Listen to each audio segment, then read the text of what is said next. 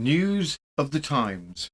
Sarah Chesham, the Essex poisoner who changed British law, 1847 to 1851.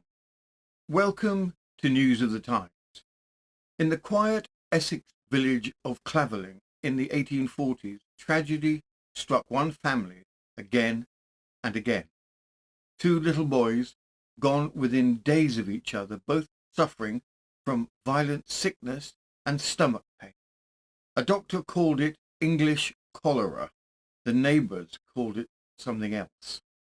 Then, barely a year later, another child, this time the illegitimate baby of a woman from the village, died suddenly after a visit from the same woman.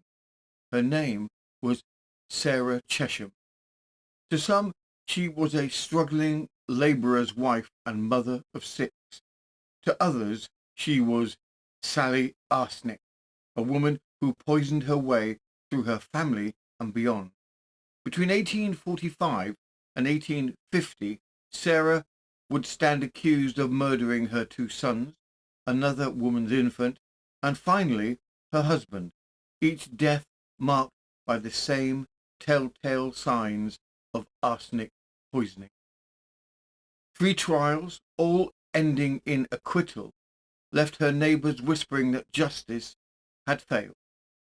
But when her husband Richard died in agony and arsenic was discovered in both his body and the rice she'd fed him, there would be no escape this time. This is the true story of Sarah Chesham, the Essex poisoner, whose chilling crimes would horrify Victorian England, help change British law, and turn the name of Sarah Chesham, or Sally Arsenic, as the press called her, into a byword for domestic murder. And in today's end of episode further particular story, a confession on the deathbed, a mob at the graveside, and a funeral procession that very nearly ended in the River Wye. Victorian decorum, not so much. But before we open the lid on yet another Victorian tragedy, do give that like button a gentle tap. Subscribe if you haven't already, and share us with any friends who enjoy their history with just a hint of homicide. It helps remind the YouTube algorithm that we're a history channel, not an early Victorian funeral directory.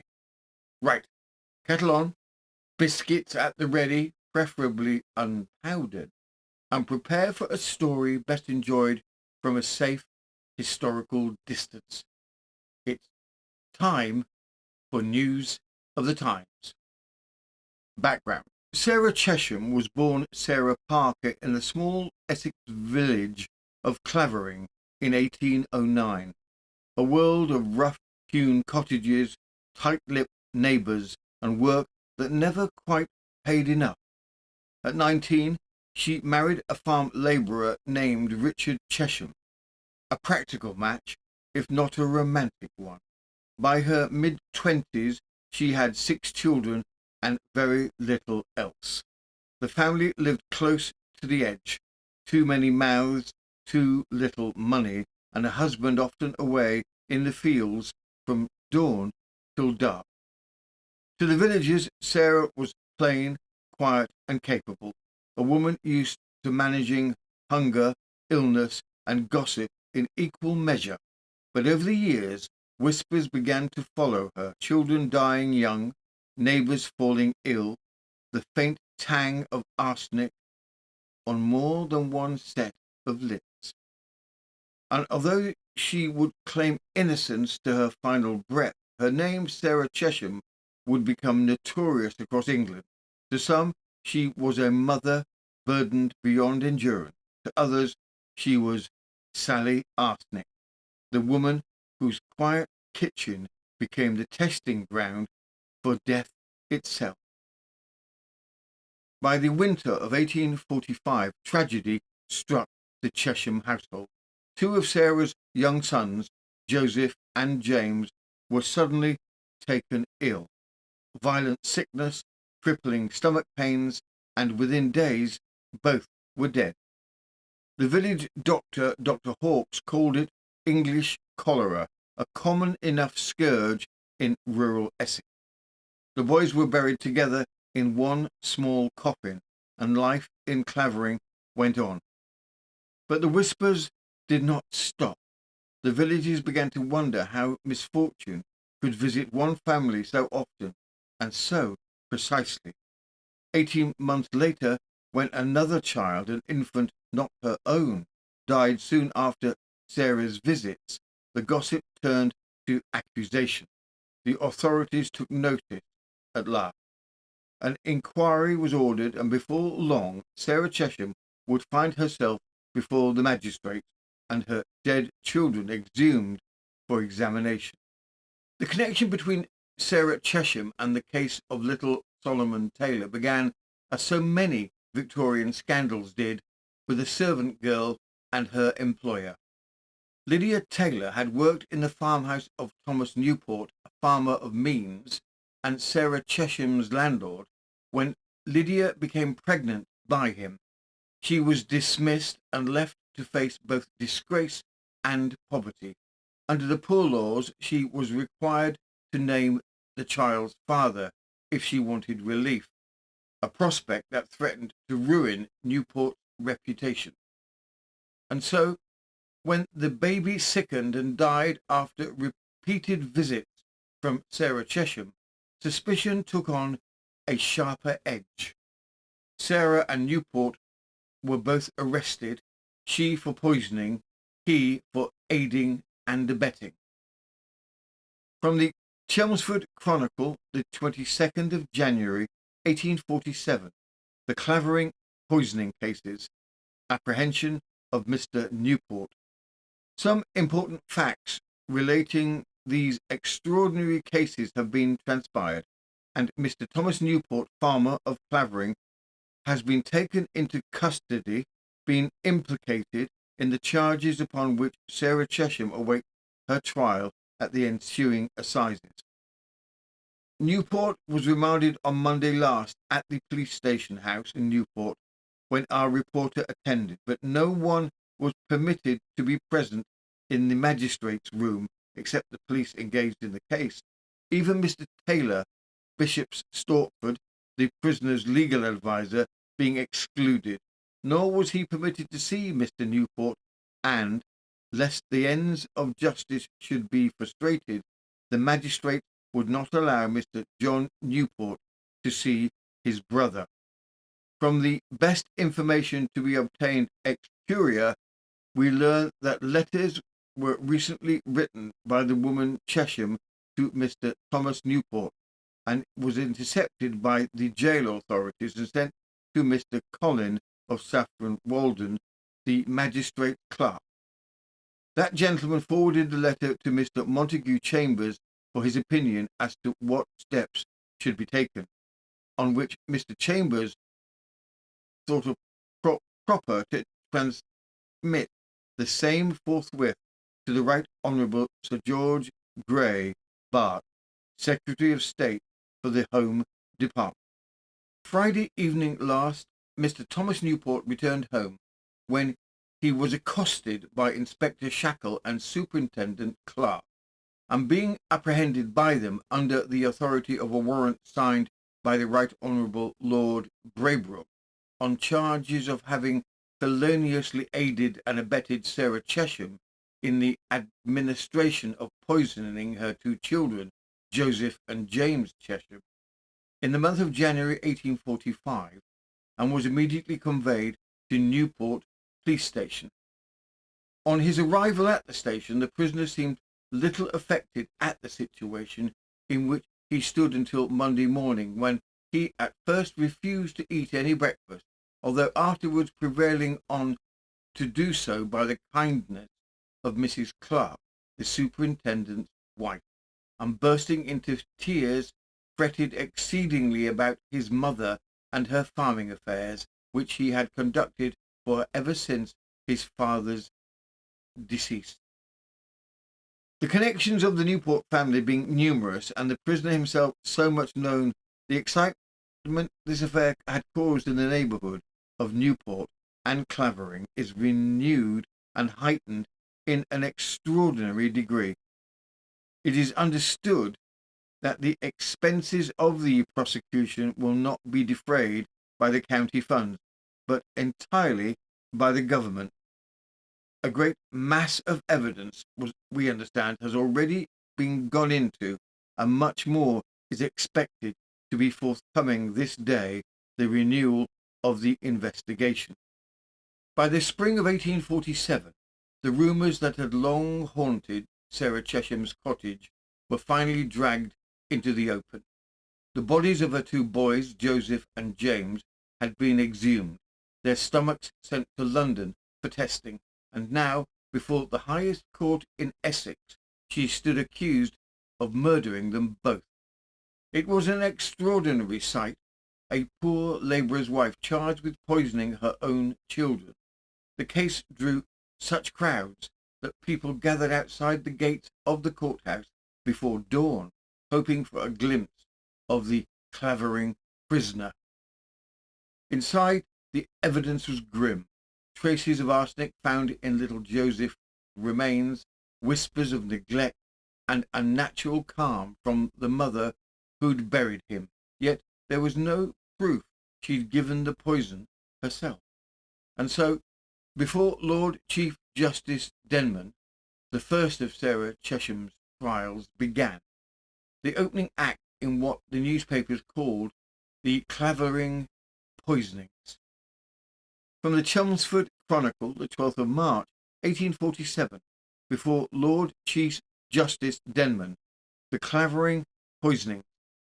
The trial of these cases was fixed for this morning, and the greatest interest prevailed to obtain admission to the court. The outer gates were surrounded, and soon after 9 o'clock the court was filled. Mrs. Chesham was first brought up, and the several indictments, which were exceedingly lengthy, being read, she pleaded not guilty to them all. The first indictment taken was for the poisoning of her own child, Joseph Chesham, on the 18th of January, 1845. The prisoner was charged with the commission of murder and committing murder in respect to her own son. Sarah Chesham was the wife of a labourer who lived in Clavering, and they had had a large family, amongst others, two children of the names Joseph and James. He, the prosecutor, would endeavour as far as he could confine their attention to the circumstances of the death of Joseph. But if in the course of that detail he could not avoid mentioning the circumstances in connection with the illness and death of the other child, that was not to affect their verdict this case. The child respecting whom his inquiry took place, and who was at the age of 8 years, was up to the 18th of January in perfectly good health. He died on Sunday the 19th between 9 and 10 o'clock. He had been a farmer's boy and had been in the service of Mr. Thomas Newport, and he had been discharged from that service. The first witness was a widow from Clavering, Margaret Minot, who recalled a quiet but chilling errand. Just a fortnight before her children's death, Sarah had stopped by her cottage and pressed 2 pennies into her hand, asking her to buy some rat poison. Days later, little Joseph himself came for it. A mother sending her son to fetch the very substance that would later be found in his body, it was a detail that cast a long, uneasy shadow over the rest of the trial. Thomas Dear's painter. I know Mrs. Chesham and knew her 2 children. On the Friday before their deaths, I saw Joseph in his own house between 9 and 10 in the morning and between 4 and 5 in the evening. He seemed in very good health. The next morning between 9 and 10, I saw the prisoner at her own door, and she said, Master Deeds, my Joseph is very bad indeed. He was coming home from school and had a stick in his hand, and Thomas Newport took it away and hit him. and he flew inside, and I think must have hurt something inside of him. I said, if I were you, I would apply to Mr. Hawkes for him to come and see what is the matter with him. And she said she would as soon as she could get an order. Mr. Hawkes is the parish doctor. On Saturday night I went to bed at about 8. Part of the bedroom of the prisoner comes over my keeping room. In the night I heard a groaning in the prisoner's house. At breakfast I heard vomiting of 2 persons, and something like gruel came through the floor onto my tea table. I went to chapel at 9:30 and came back at 12:15. My wife was crying and had cloths laid down to catch what came through the ceiling, the same sort of stuff as came on the table at breakfast. I heard a noise on both sides of the bed. I tried to get into the house, but could not, and no one answered. I went twice.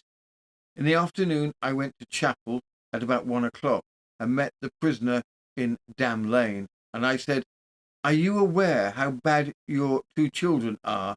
They are vomiting, and wife and I cannot live in the house or sit by the fire." She said, "I will go and make that all right." I went to bed at 8 and heard 2 or 3 persons talking in the room where the children were. A quarter of an hour after, someone knocked at a blocked-up door between the 2 cottages, and Mrs. Chesham said, "For God's sake, get up, for my child is dying." I got up and went into the bedroom. Joseph lay on the bed, just dead. I asked for a handkerchief and tied his chin up, and assisting bringing him out of the room, but I saw no marks of violence about his body.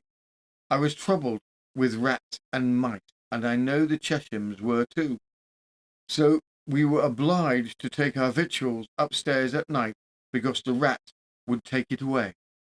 The next to take the stand was Dr. Claydon Hawkes, the local surgeon from Clavering, a man who had seen more than his share of rural sickness, but rarely anything quite like this.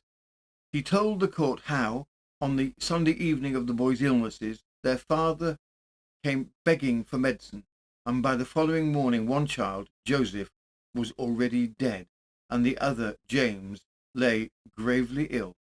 The symptoms, Dr. Hawkes said, looked like cholera, although the season was wrong for it. He'd even suggested that the body be opened, but Sarah had shown no reaction, no distress, no protest at all.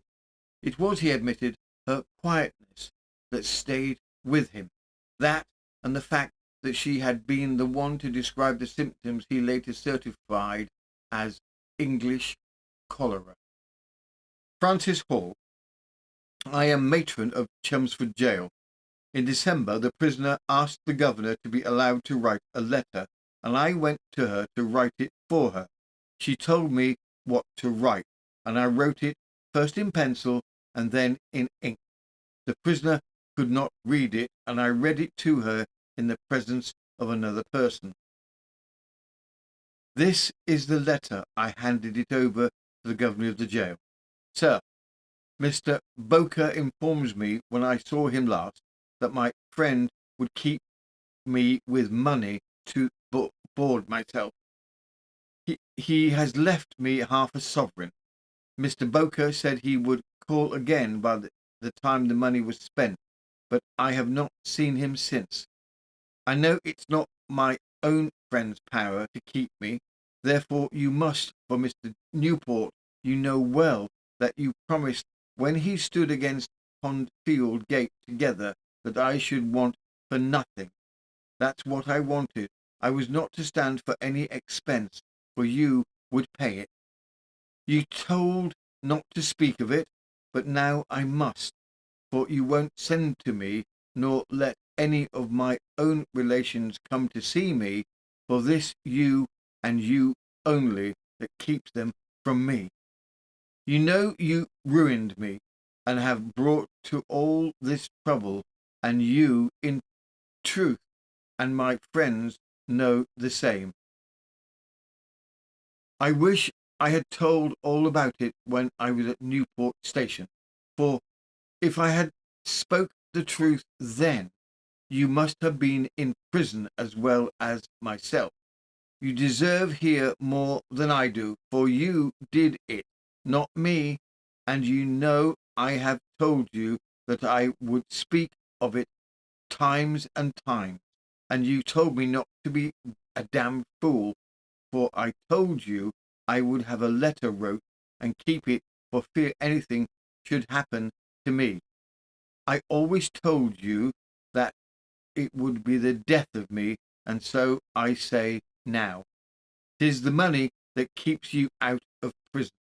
You deserve to be here more than me. Mr. Newport, you shall support me, for I am suffering for the crime that you did. You caused the death of my poor children. I am wretched and always shall be, for you know what I have upon my mind, and I cannot never be happy any more, and if you do not suffer in this world, you will in the next. You know this is all true, and much more if I could be allowed to send it. From the unhappy Sarah Chesham. Mr. Taylor, I am a lecturer on medical science and chemistry at Guy's Hospital. I examined the stomach marked number 2. The professor read the following report. That of Joseph contained embedded in the stomach from 1 to 10 grains of arsenic, being more than sufficient to kill an adult person. He continued, this is some of the arsenic taken from the stomach. There was from 8 to 10 grains, certainly enough to destroy life.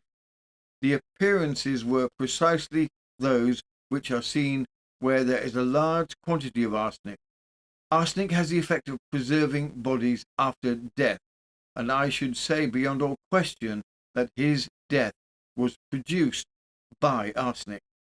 The symptoms I've heard described are those of poisoning by arsenic, particularly thirst and vomiting. I found that arsenic was embedded in the stomach. There was not a square inch without it.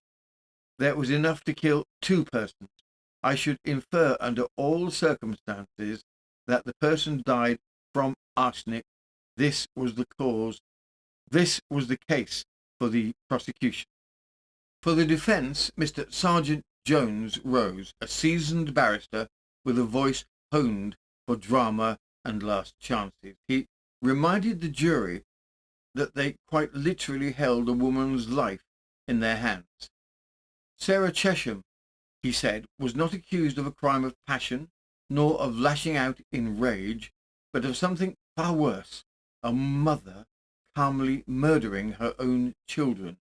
Such a charge, he argued, demanded not outrage, but doubt. Where, he asked, was the motive? Sarah was poor, yes, but by all accounts a dutiful wife and an affectionate mother and a regular churchgoer. Even her parish minister spoke of her kindly. Would such a woman be pressed poisoning her own sons without cause, without reason, without remorse? Jones urged the jury to look beyond gossip and horror to the absence of motive and the motherly tenderness described by every witness. If they could not be certain, he said, they must not condemn. Lord Denman summed up the case at some length. The jury consulted at about 11 minutes and then returned a verdict of not guilty. Foreman Mr. Joseph Marriage observed, we have no doubt of the child being poisoned, but do not see any proof of who administered it. A fresh jury was then called, and the next indictment proceeded with. The defence had done its work. There was doubt, enough of it to see Sarah Chesham acquitted. Not once, but twice. First for the death of little Joseph, and then again the very next day for his brother James. But the authorities were not finished with her.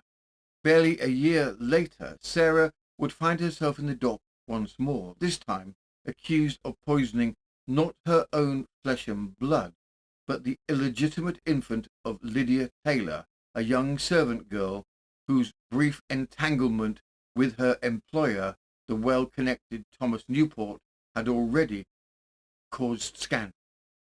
The child, named Solomon, was dead, and once again the whispers of poison led straight back to Sarah Chesham.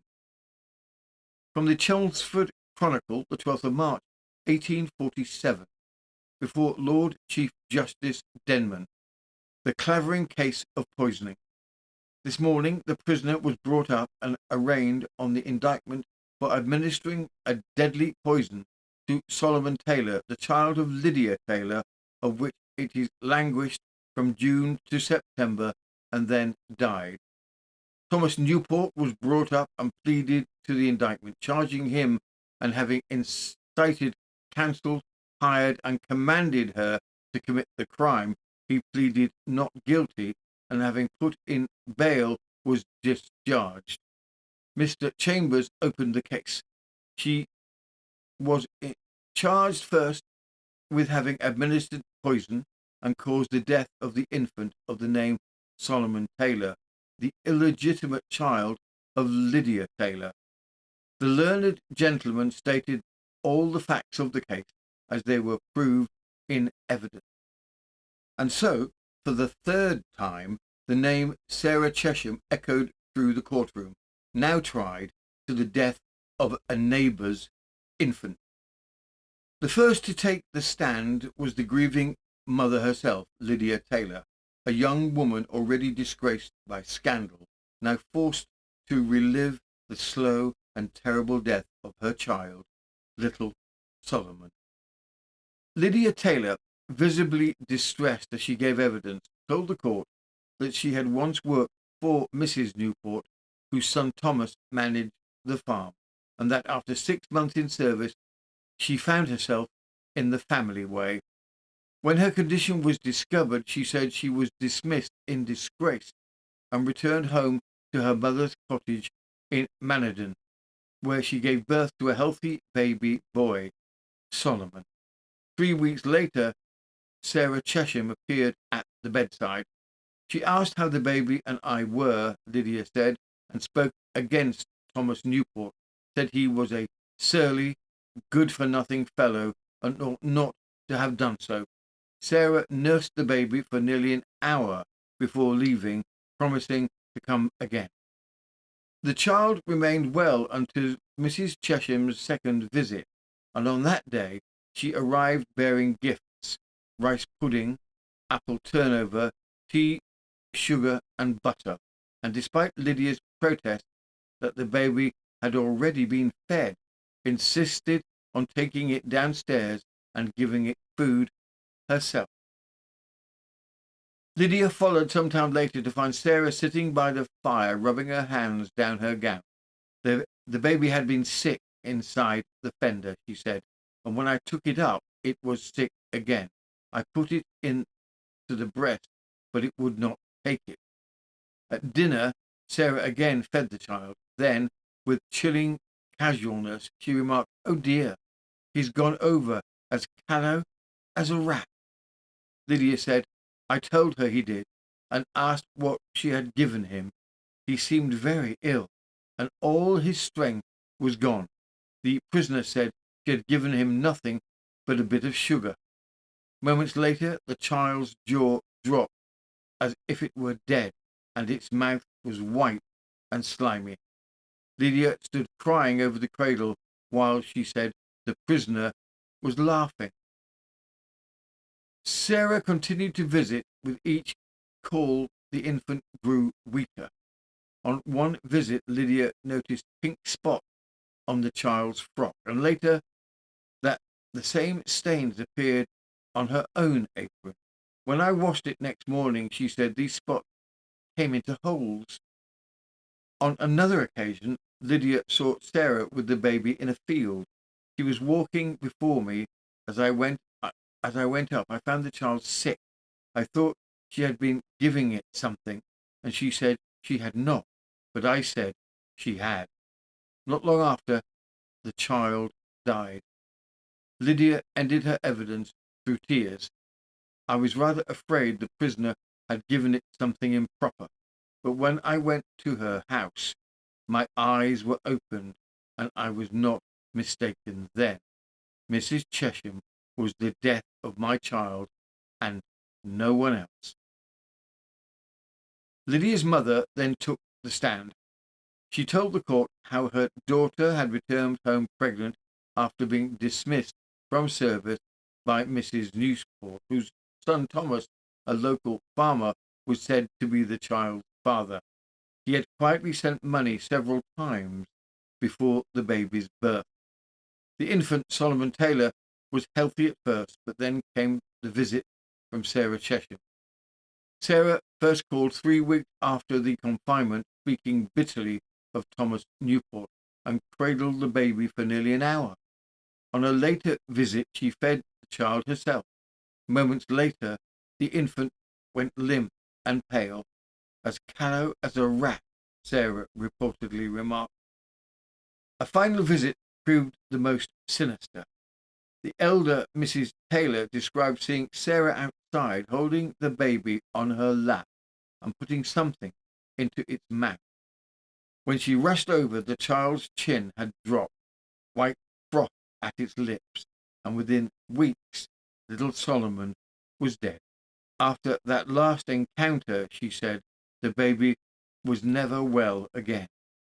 Medical testimony followed. Mr. Samuel Welch, the attending surgeon, stated that baby Solomon Taylor had been healthy for several months, but by midsummer was wasting away, vomiting frequently and suffering violent irritation of the stomach and the bowels. He believed the illness suggested that something harmful had been given to him, although he could not identify what. Upon examination after death, he found inflammation that might have been caused by an irritant substance, but nothing conclusive. The stomach was sent for analysis, and the chemist, Mr. Taylor, reported no trace of arsenic or any known poison.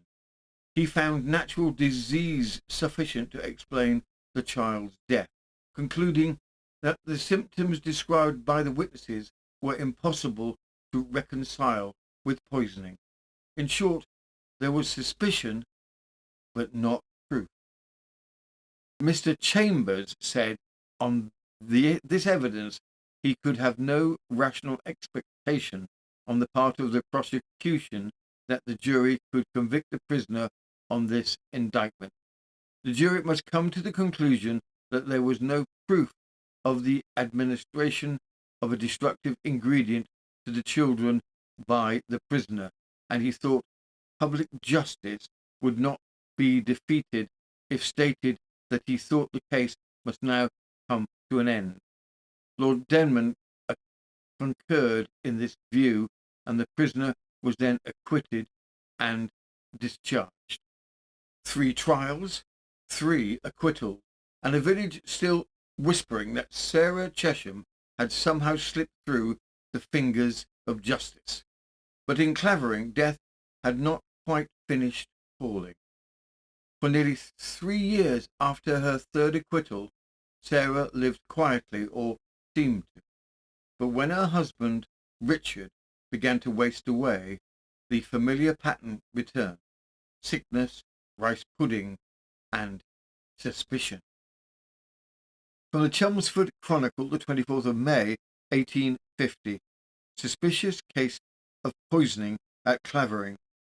On Monday last, an inquest was held at Clavering before Mr. C. Lewis, Esquire, respecting the death of Richard Chesham, the husband of Sarah Chesham, who was about 2 years ago tried for the murder of her children by poison, but was acquitted. Mr. George Willings, relieving officer of Newport, deposed that on the 4th of February last, the deceased applied for relief, which was granted with an order for a surgeon. On the 18th, witness visited him and found him in bed, much swollen in his body and complaining of that and his chest. He said he was constantly vomiting and could not bear any weight on his body.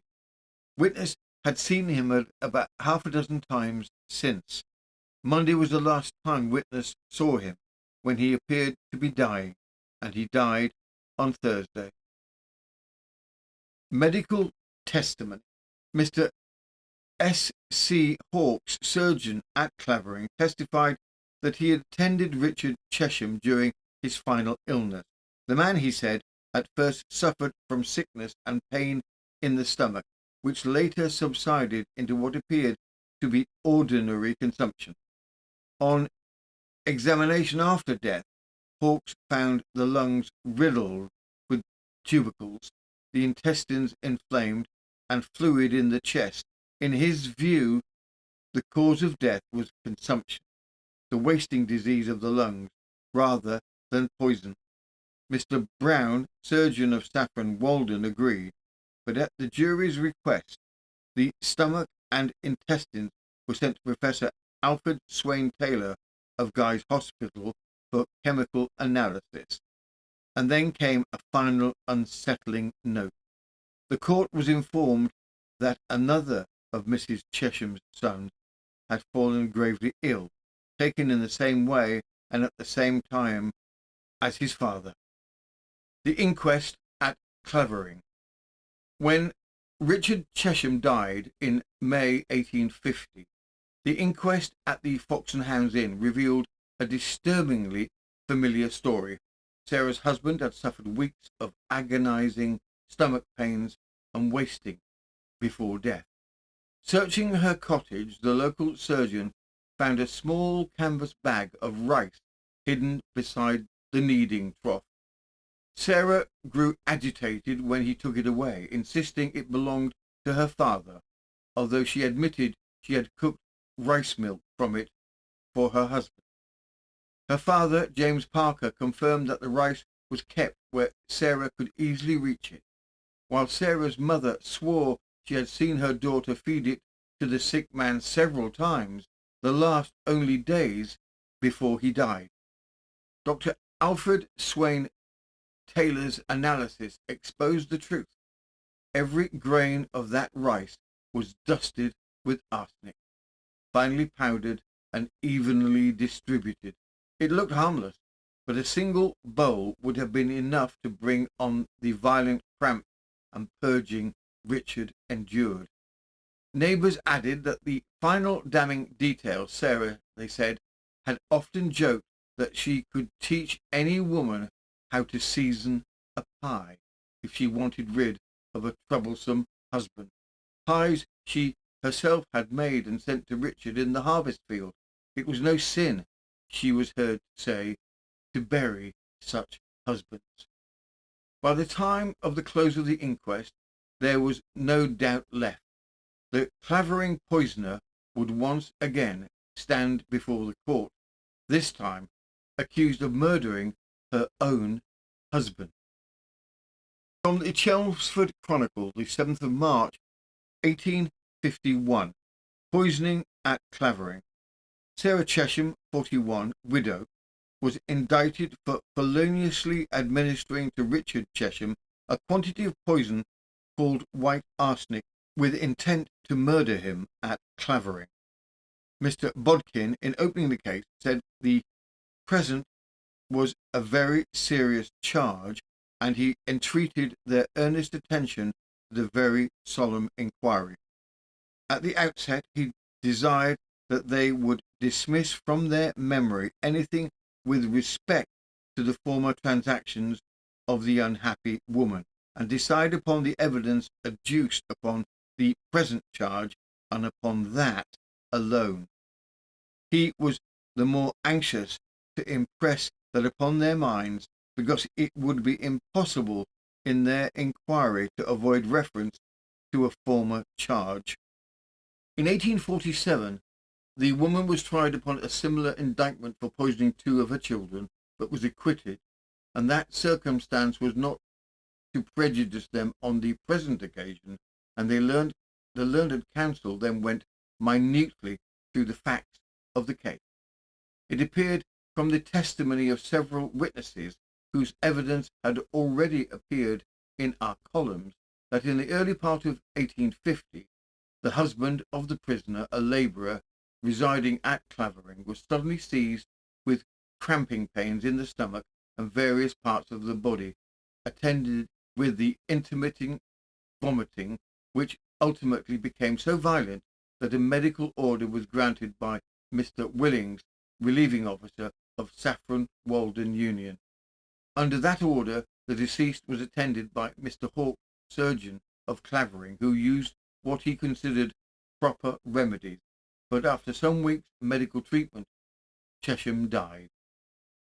Suspicion having been awakened in the neighbourhood, Mr. Hawkes, in company with Mr. Brown, another surgeon, proceeded to make a post-mortem examination of the body, and from the inflamed state of the stomach and intestines, it was deemed advisable to submit them to Professor Taylor to ascertain whether they contained any irritant poison. The result was that in the stomach and intestines the 25th part of a grain of arsenic was detected, and certain appearances justified the belief that the deceased had administered to him small doses of arsenic at intervals, which tended to debilitate the body, but in themselves were insufficient to cause death. Various rumours of conversations with the prisoner implicating her in the crime with which she now stood charged having been prevalent, Superintendent Clark, in company with P.C. Hiley, searched the prisoner's house, in which was discovered a bag containing about 2 pounds of rice, every grain of which was subsequently found to be covered with common white arsenic. The principal evidence against the prisoner was that of several neighbours, who proved conversations in which she uttered threats against her husband, and acknowledged that she had sent a mince pie to him in the harvest field, poisoned, after partaking of which the deceased was seized with violent sickness.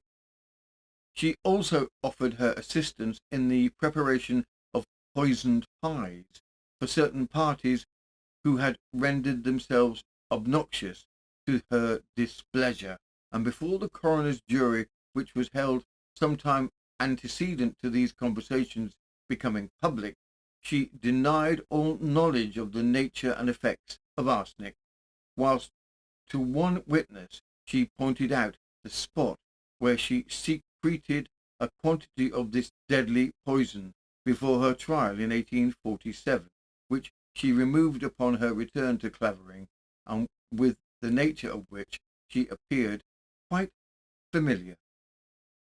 The examination of these witnesses extended over several hours, and the combination of their evidence tended to place the guilt of the prisoner beyond a doubt.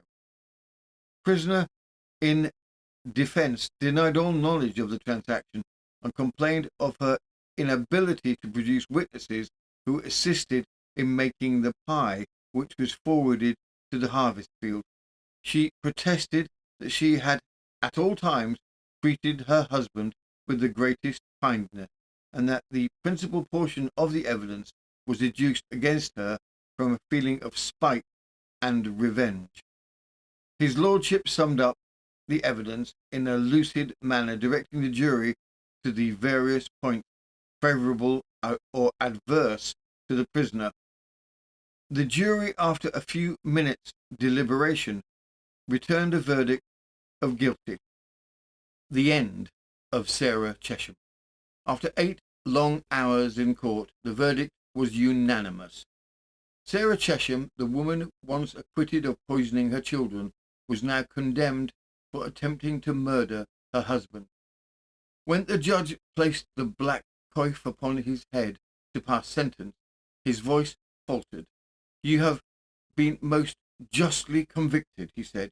"You have now but a short time to live. Seek repentance, for there is no hope of mercy for you in this world." 3 weeks later, in March 1851, the sentence was carried out at Chelmsford Jail.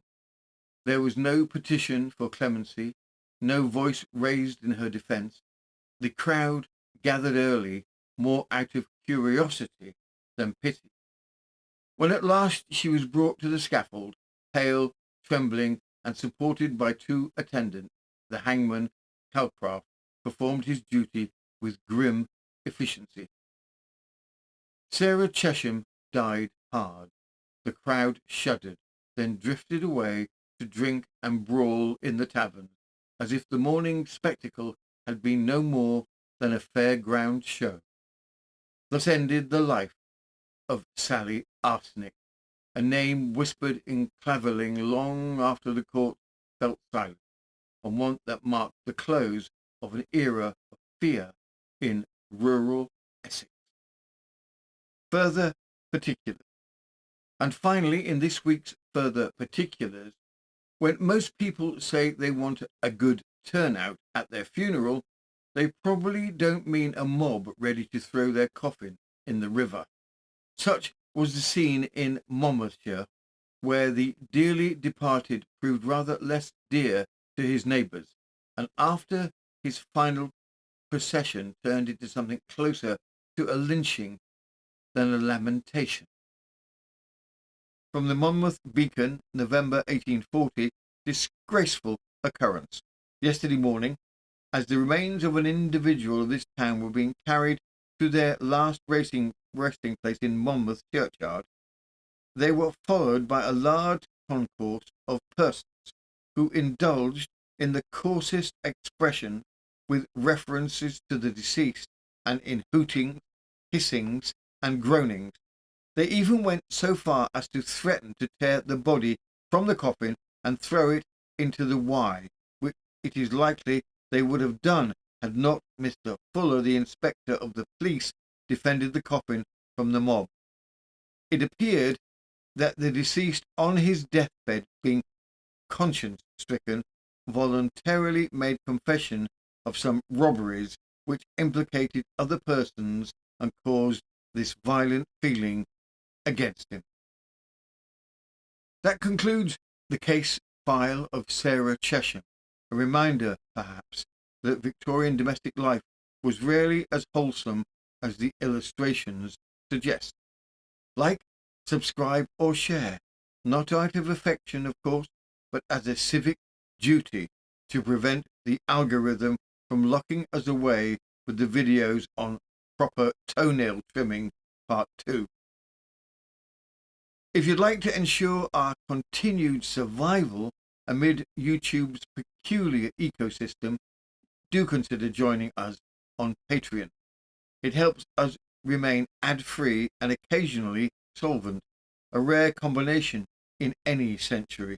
It also comes with a 1-week free trial, with no gotcha moments like that gym membership you took out in a moment of dietary weakness. This has been News of the Times, and I am Robin Coles. Victorian Poison Control, retired for obvious reasons, and Chief Archivist of Historical Poor Decisions. And can the last person leaving please remember to put away the sugar?